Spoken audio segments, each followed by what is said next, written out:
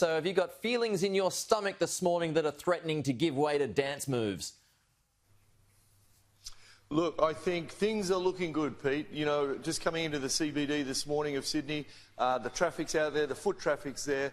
And the nice thing with Valentine's Day coming up, restrictions have been eased, which is great. We can get more people in, and the masks are gone. So that's a great thing for our industry.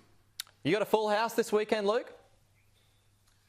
We certainly do, and funnily enough, the 600 hotel rooms above us at the Hilton, they're pretty full as well, which is, it's been probably a good year since that's happened. And you know, with Valentine's night falling on a Sunday, we have a full house.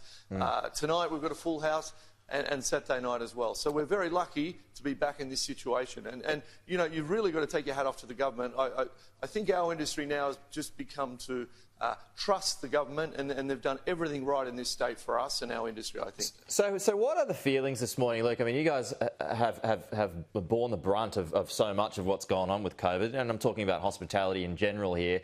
Is there a feeling of relief this morning? You can now play a bit of catch up, and not just you, for your colleagues as well.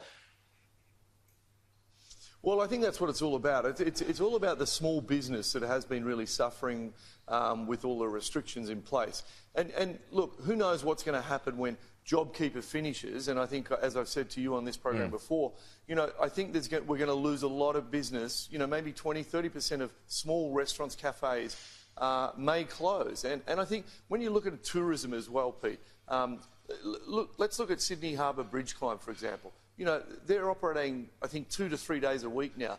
Now, JobKeeper is going to finish in the end of the March. Now, are people going to go out and climb the bridge or come back to restaurants as strong as they are? So some restaurants, cafes, wine bars, are still not operating at full capacity.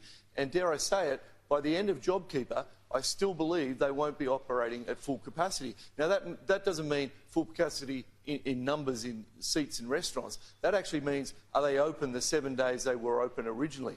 Pre-COVID, for example, Glass here at the Hilton, we were open 7 days a week, lunch and dinner. Now, we're still only trading 3 days a week, Thursday, Friday, Saturday. And I'm not sure by the end of March that things will have picked up where we can open back up to 7 days. We might get to 5 days, but who knows? So I was reading some interesting stats from PwC last night that said currently at the moment, when it comes to Sydney, and other cities have got problems as well, but currently there's only 28% occupancy at the moment in Sydney, and the fear is that that might last for 2 to 3 more years. So what extra help is the industry going to require? Well, I think with hospitality and tourism, certainly. Now, don't get me wrong. As I said before, some restaurants and cafes and wine bars are really booming and doing better, if not better, than they were doing before COVID. But a lot are still struggling, you know, are still 60, 70% down. So I think the government need to look at something to pop up or prop up those tourist attractions and restaurants somehow. Now, it could be a relief in a payroll tax or you know, some sort of relief that's going to help us bring people back to work because, as you said, those numbers, 28%, which is still low, we need to get people back to work still, and we need that relief. Now, I don't know what it is. The government have got to look at something.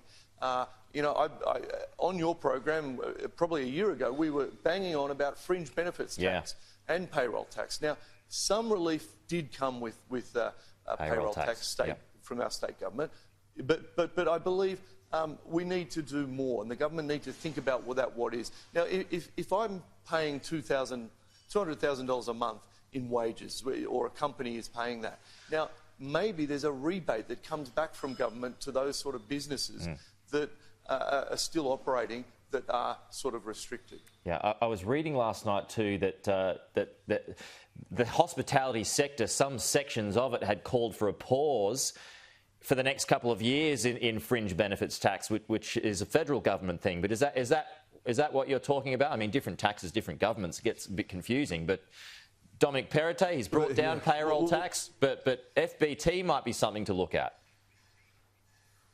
Well, look, he did help us a little bit on the payroll tax, but I think there's a lot more that can be done.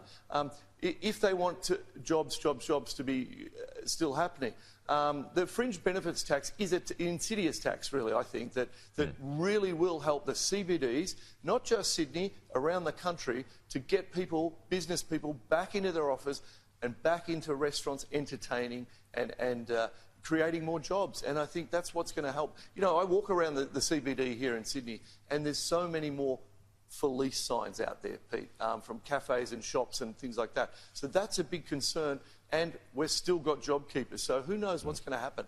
OK, well, I've got Dominic Perrottet coming up on the show in about half an hour's time, so I'll put that to him. Luke Mangan, I'm very glad that you and your colleagues, though, are able to fit more people in your restaurants this weekend. So if you feel like getting out for a good meal, go and give it a shot. Thanks, Peter, Luke. I will say, just before you speak to Dominic today, that you know, they have done great things, and the outside dining in the city is happening. We'd love to see more of that, but just they've got to think of all this relief that they can give small business to keep them open after JobKeeper. Okay. Thanks for your time. No worries, Luke. We will chat to you again soon.